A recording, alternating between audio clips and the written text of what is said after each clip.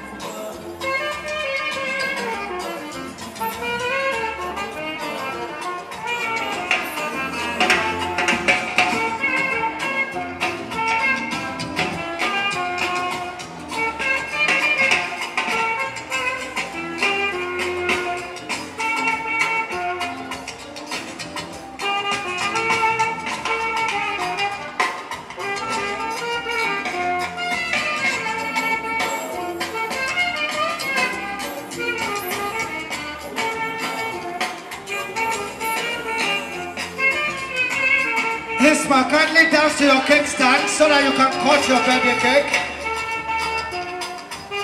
This is just for you to cut your birthday cake. You have no time on the dance floor. Emma, lọ síbi tí kéèkì wá Emma, kẹ́lẹ̀ gbé kéèkì yìí.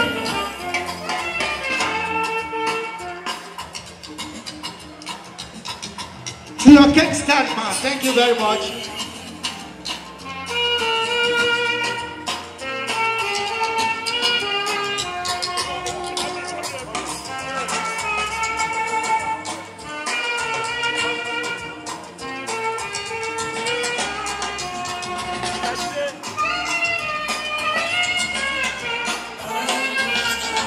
Thanks for watching this video. Please don't forget to click on subscribe button.